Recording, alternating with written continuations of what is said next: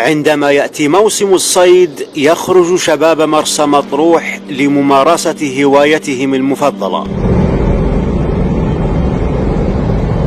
في هذا الفيديو سنستعرض معكم سريعا بعض المشاهد الحية لهذه الهواية مع نخبة من شباب مرسى مطروح.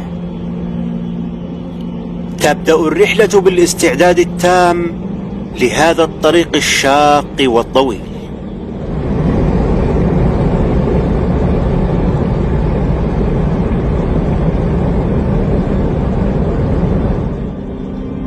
إنهم يتجهون إلى منخفض الغطارة، حيث يتواجد طائر البوصفير أو طائر الصفار بكثرة في هذه المنطقة.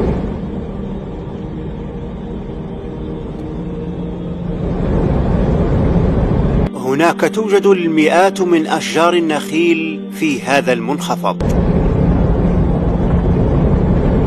وهو ما يوفر بيئة جيدة لهذا الطائر للاستراحة من حرارة الشمس الحارقة في الصحراء.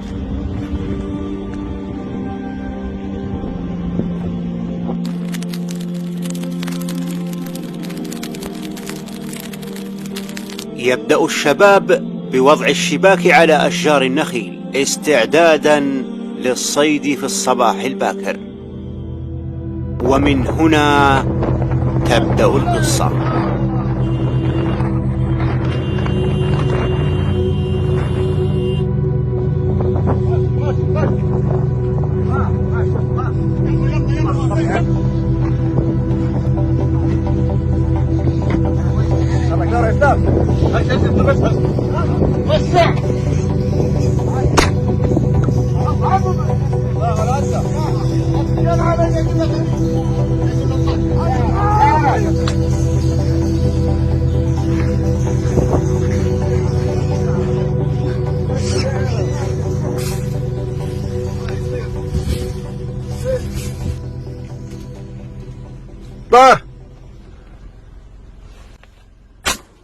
احذر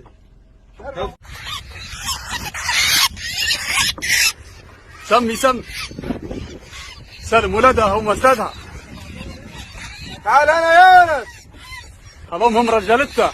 والله ما يطلع مني حاجه كلمه اللي قلتها. مرحبا. سيبك مني يا استاذ. بسم الله ما شاء الله. بسم الله ما شاء الله. يكفي نصيب ساعه يطلع. ما بقاش يطلع خالص. الله يديرك هذاك طبعا انت الحلقين هذا. الله يديرك اللهم صل على الله. برا يسرينا.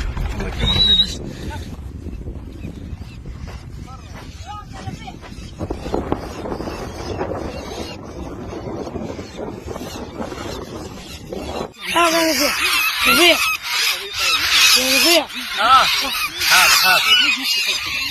هذا لا اكثر واحد اليوم.